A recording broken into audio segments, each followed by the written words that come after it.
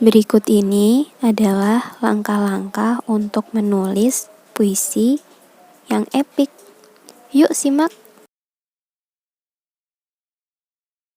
Semua bentuk tulisan wajib memiliki tema.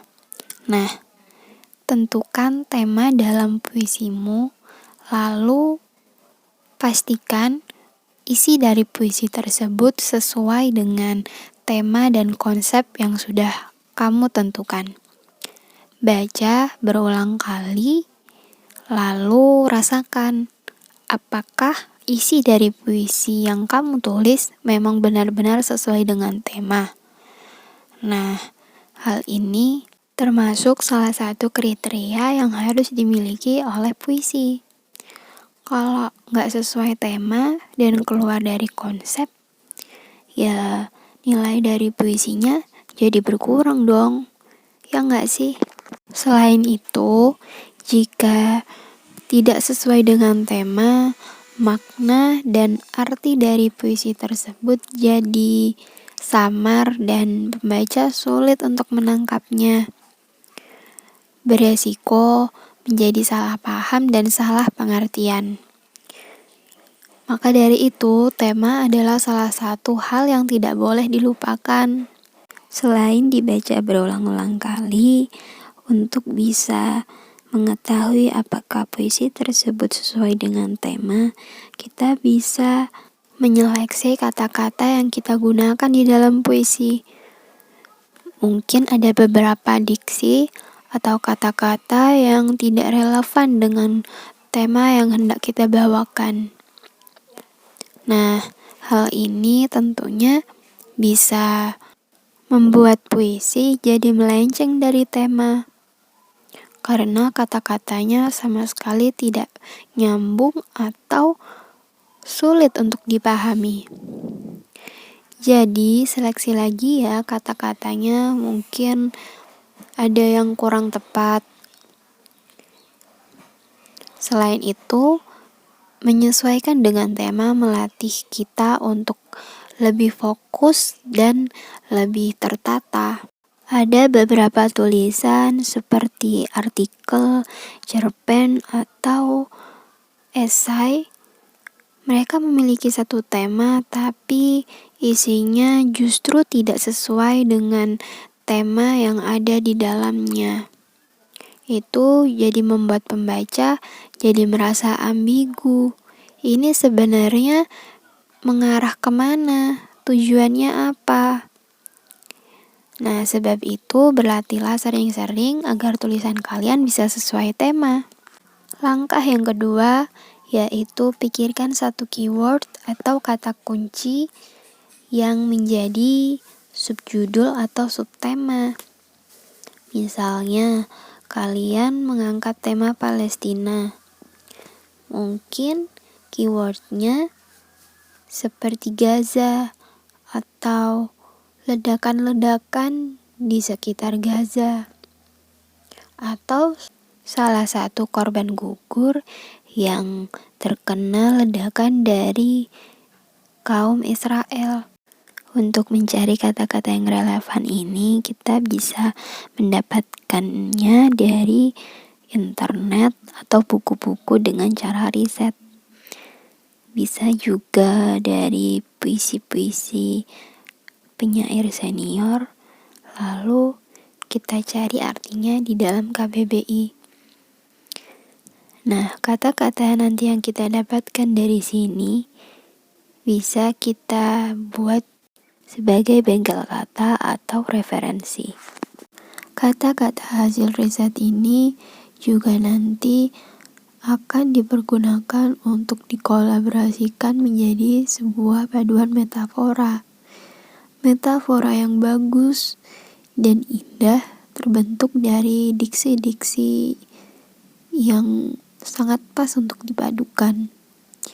Contohnya seperti teriakan matahari. Dalam arti yang nyata, matahari adalah pusat dari tata surya. Tapi jika di dalam puisi dipadukan menjadi kata seperti ini, teriakan satu matahari, maka matahari juga bisa berarti nyawa dari seseorang. Tidak mungkin kan matahari bisa mengeluarkan teriakan. Nah, karenanya dalam perpaduan metafora yang pas, kata-kata yang biasa dan konkret bisa menjadi sebuah kata dengan makna yang luas. Bagaimana metafora itu tersusun dan jadi diksi-diksi yang cantik, itu tergantung kalian dalam memadukan kata-katanya. Sering-seringlah berlatih untuk mengkombinasikan antar diksi hingga kalian tahu mana kata-kata yang bagus dan kata-kata yang elegan. Jika tadi kita sudah selesai membahas bagaimana mengkombinasikan diksi menjadi suatu metafora yang indah, sekarang kita membahas tentang mengkombinasikan diksi-diksi dengan imajinasi kita. Gimana itu? Imajinasi kita harus luas dan tidak bisa tertebak oleh para pembaca. Kita harus bisa membuat para pembaca terkesima dengan memadukan kata-kata menjadi sebuah makna, arti yang luas. Arti yang itu tidak terbatas pada satu macam benda, orang, atau hal-hal saja.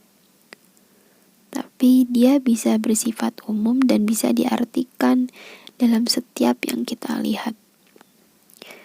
Nah, imajinasi ini harus benar-benar dilatih. Kalian harus melihat sejauh mungkin, seluas mungkin seperti apa penyair-penyair memperluas pandangannya, jarak pandangnya mengenai isu, fenomena, dan lain sebagainya. Hal ini tentunya tidak bisa dipelajari hanya dalam waktu beberapa bulan. Kita perlu membiasakan diri untuk menulis dan mengkaji apa saja yang bisa kita imajinasikan menjadi suatu tulisan. Jadi jangan bilang, kenapa kok kita masih belum bisa sih walaupun kita udah berbulan-bulan mengamalkannya. Tentu karena penyair-penyair ini mereka dibentuk dalam waktu yang tidak lama. Semua penulis puisi pastinya mendapat waktu yang sangat banyak. Mereka menghabiskan waktu-waktunya hanya untuk belajar bagaimana memadukan kata dengan imajinasi yang lebih dalam dan intens. Nah, kalau kita mau tercebur di dalamnya, kalau kita memang benar-benar ingin membuat puisi kita sama epiknya dengan mereka, maka kita juga harus mau mengorbankan banyak-banyak waktu seperti yang mereka lakukan hanya untuk menggali ide, menggali imajinasi yang lebih dalam lagi. Langkah ini tadi saya sudah katakan ya di awal, bagaimana kita mesti mengumpulkan kata yang sebanyak-banyaknya sebagai sumber referensi. Kenapa sih sumber referensi itu penting?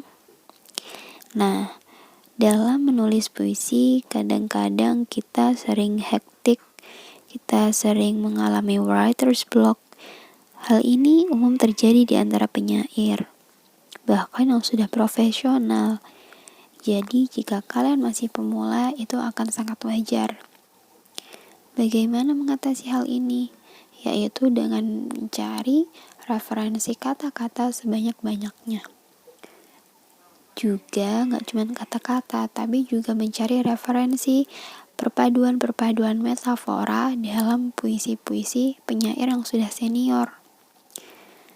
Hal ini, percaya gak percaya, bisa bikin otak kita jadi encer loh, kayak dapet hidayah. Kesannya kita jadi dapat semacam ilham atau inspirasi yang gak tahu datangnya dari mana. Nah, hal ini bisa kita manfaatkan untuk semakin ngegas untuk mencari inspirasi. Gampang kan ya sebenarnya? Cuman perpaduan katanya, kemampuan dalam memadukan kata-kata dan mengungkapkan makna dalam kata-kata tersebut yang terkesan sulit. Kita takut bahwa makna yang nantinya ingin kita katakan tidak bisa dipahami oleh para pembaca karena kata-katanya yang sulit dimengerti. Gak apa-apa kalau kalian masih takut salah atau ya mungkin ada yang kurang, bisa kalian tanyakan kepada pihak-pihak yang sekiranya sudah ahli. Begitu ya. Kenapa harus mengumpulkan banyak referensi? Mungkin jawabannya agar kita memiliki ciri khas kita sendiri. Kalau kita hanya bergantung dan menuliskan pada kata-kata yang itu-itu aja, maka kata-kata yang itu-itu aja kan pasti udah banyak dipakai. Banyak puisi-puisi yang ya memang sekedar itu aja. Bagus sih, tapi gak epic dan kurang greget. Tapi kalau kita pakai bahasa-bahasa yang unik, orang-orang merasa tertarik dan tahu bahwa itu puisi kita dan kita memiliki identitas kita sendiri dalam puisi itu. Kita punya ciri khas kita sendiri. Begitu ya, jelas kan? Lanjut ke teknik terakhir. Seseorang yang terbiasa menulis dan membaca dengan bahasa sastra biasanya sudah terbiasa berkomunikasi dengan bahasa tersebut. Ya, meskipun tidak secara langsung berkomunikasi atau berinteraksi dengan orang lain di dunia nyata, tapi dia sudah tahu bagaimana mengungkapkan kata-kata dengan bahasa sastra. Dia sudah tahu bagaimana menceritakan sesuatu lewat bahasa sastra. Maka untuk berpuisi atau membaca cerpen itu sudah bukan perihal yang sulit atau asing baginya. Nah, hal ini dibiasakan juga. Semuanya harus serba terbiasa. Dengan ini, kita juga pasti menghabiskan waktu yang tidak sebentar. Butuh ketelatenan, butuh kesabaran, benar-benar butuh pengorbanan dalam hal waktu. Jika kita tidak sabar untuk membiasakan diri dengan melihat apapun itu sebagai sastra, kita juga tidak bisa memaknai puisi itu sebenarnya apa. Kenapa bahasa-bahasa puisi sangat sulit? Nah, hal-hal seperti ini hanya dipahami jika kita benar-benar mendalami bahasa sastra tersebut. Jadi, biasakan dirimu untuk melihat apapun, mengatakan apapun, mengungkapkan apapun dengan bahasa sastra.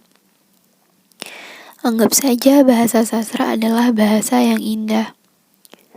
Kalian tidak akan terlalu terbebani karena nantinya kalian akan merasa bahwa dialog menggunakan bahasa sastra merupakan suatu dialog yang sangat unik, estetik, dan mempunyai nilai seni.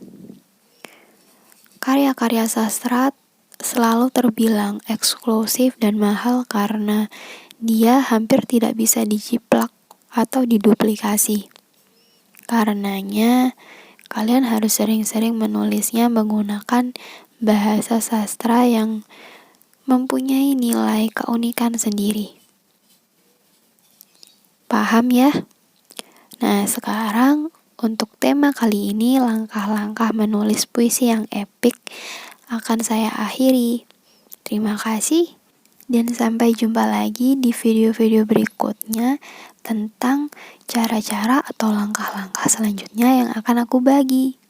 Penasaran gak? Stay tune ya!